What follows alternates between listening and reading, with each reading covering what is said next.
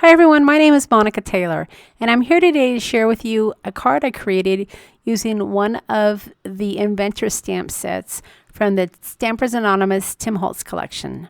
Now the set that I'm using today is set number 2, which has the light bulb, and I'm going to go ahead and share with you my process. So let's get started. It's really interesting how our ideas come to us.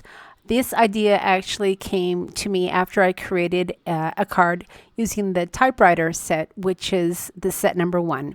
And I just kind of morphed into this design that I'm going to be sharing with you today. So to begin, I stamped the set onto some masking paper that I'm going to be able to mask over my design. Now I'm using the Brutus Monroe masking paper, but you can use any type of masking paper. It would work just the same. So I went ahead and I stamped it, and then I fussy cut the light bulb image. Now I'm going to go ahead and take my stamp set, and I'm going to stamp it onto a 5x7 card. But before I do that, I wanted to kind of get some placement. Now my idea is to have some of these sun rays coming behind the light bulb. So I wanted to make sure I had the placement exactly where I wanted it, so the rays would be right in the middle of the light bulbs. So once I kind of eyeballed it, I went ahead and I placed my stamp set onto my white cardstock, and then using my Tim Holtz stamp platform, I stamped my image using black Archival ink. Now for this particular design, my stamp platform was somewhat important because after I add my ink, I am going to come back and restamp the image. But I think you probably could get a nice crisp image the first time around, and then you wouldn't have to come back and stamp it over the paint. So I went ahead and I got a initial imprint, and then I took my masking tape that I had stamped, or my masking paper that I had stamped, and then I peeled the back, and then I covered the light bulb. And once I had both of the light bulbs covered, I went ahead and I took my raise stencil and I placed it over my image. So once my stencil was exactly where I wanted it, I did take some blue painter's tape just to secure my stencil onto my craft mat. And then once it was secure, I went ahead and took some distress paint, which I believe is mustard seed, and I painted over the stencil. Now the paint sets that I have are the old version where it still has the dauber onto it. I know that some of the paint sets today just have the screw off top and it doesn't come with the dauber. So probably what you would need to do is just simply add your paint to your craft mat, and then take one of your foam brushes and dab it on. I just have the luxury of having the dauber right on my paint bottle, but you could easily copy this technique by just adding another tool. Now I wanted to get good coverage, so not only did I use the dabbing motion to make sure that my paint would come out, but then I also swiped the paint tube upwards to get as much coverage as I could.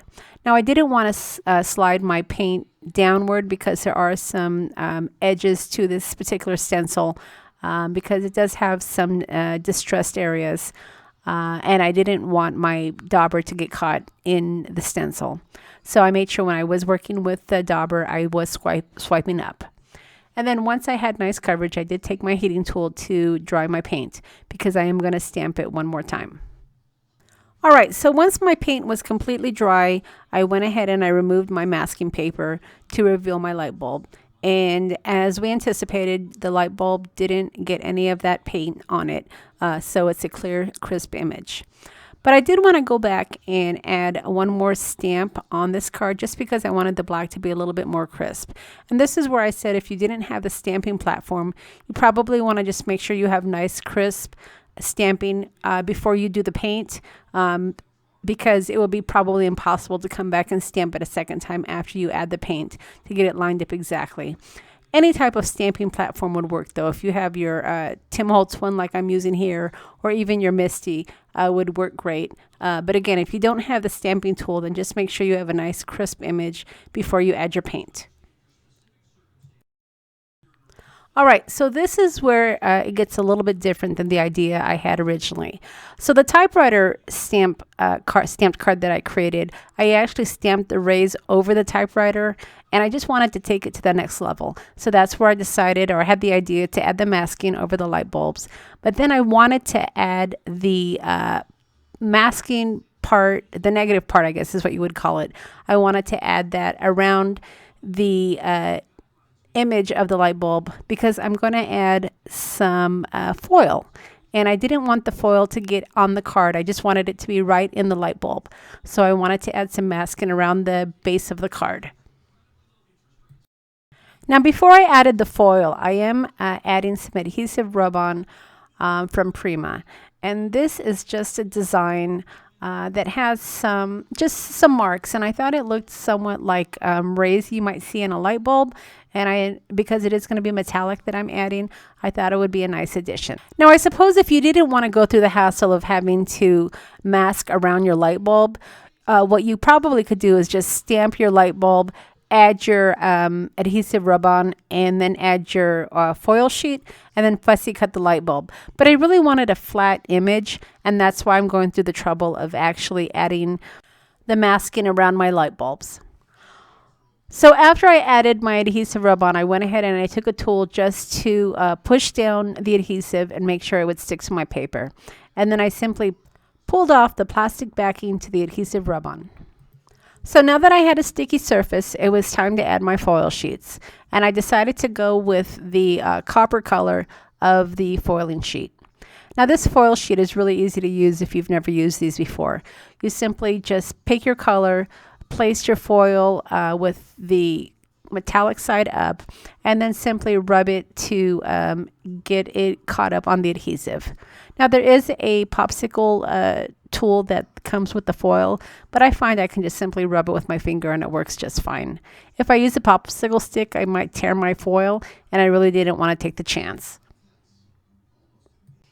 And once my foil sheet was completely covering my light bulb, it was time to remove the negative masking. And as you can see, the masking paper just peels right off and doesn't destroy or affect my paint or my stamped images in the least. So once I finished adding the foiling sheet, it was just time to add some additional interest and design to the cardstock.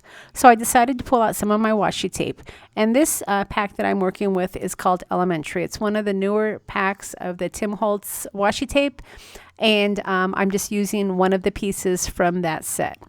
I also pulled out another washi tape that's a little bit thinner from my stash, just to add a little bit more contrast.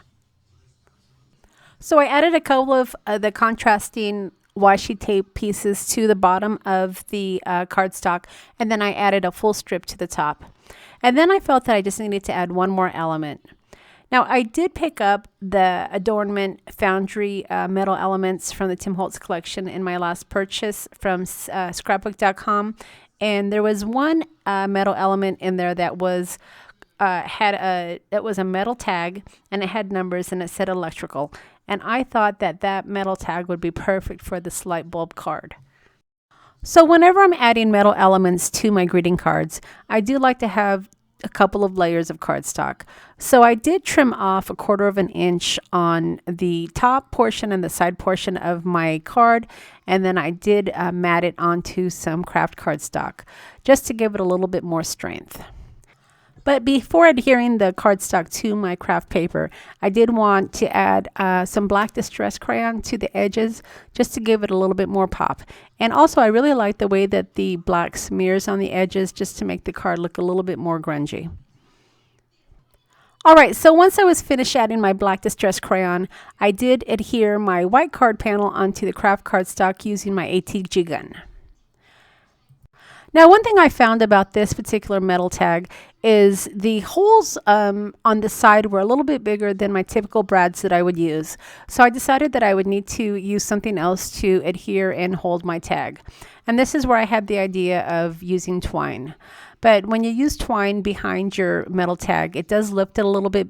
So I needed to not just adhere it to my cardstock, but I needed to give it a little bit more lift. So that's where I decided to add some of my foam tape rather than just some glue to the back of my metal element to give it a little bit more lift. And then I simply weaved my twine through the metal element and around the back of the card, and then I tied a bow on the side. And then after my metal tag was securely adhered, I did add some metal brads just to add a little bit more interest.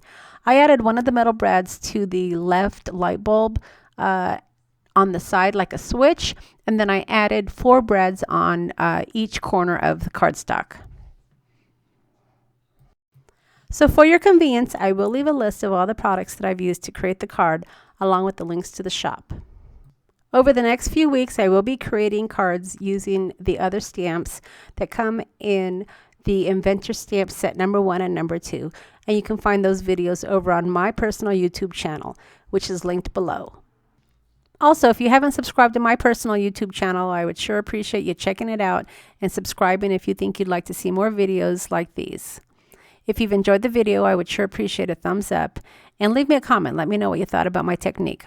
All right, everybody, thanks so much for stopping by, and we'll see you again next time.